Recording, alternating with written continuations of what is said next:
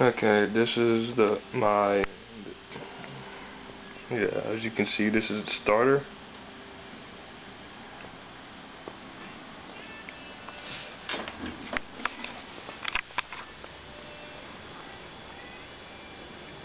The spring broke, so I decided to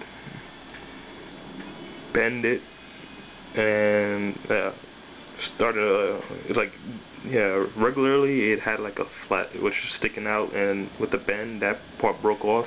Pretty much looked like this. This is an earlier shot.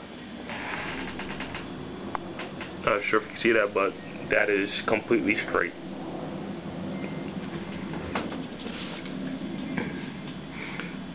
So I bent it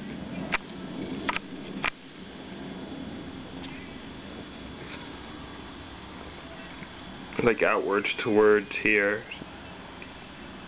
Not this one. That was okay. This piece, because this piece has to go into this slot on the casing. Like this little groove, if you could barely see that. Real narrow groove. So I just bent it back, like start a new piece. It kind of shortened the spring though, but whatever. I got in earlier, but I had to take it back out. It's actually easier to put it in without this on, because since I can't get this spring exactly perfectly straight since I bent it to fit into this groove, you're gonna have to take this out and like wiggle it in until it fits into that groove.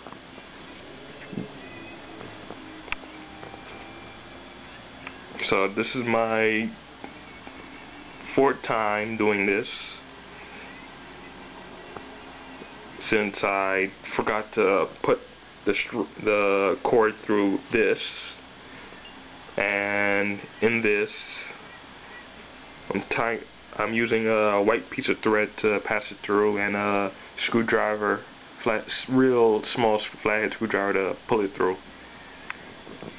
After that, you're gonna have to like make a knot and tie it and push it into these grooves right here, whichever one's the closest,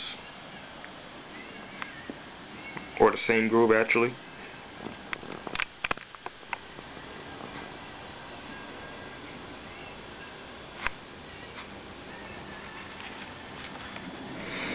Okay, so I'll make another video if this works out and it doesn't break again when I decide to actually pull start it. And one more thing, make sure it goes in the right direction when you're winding up the cable.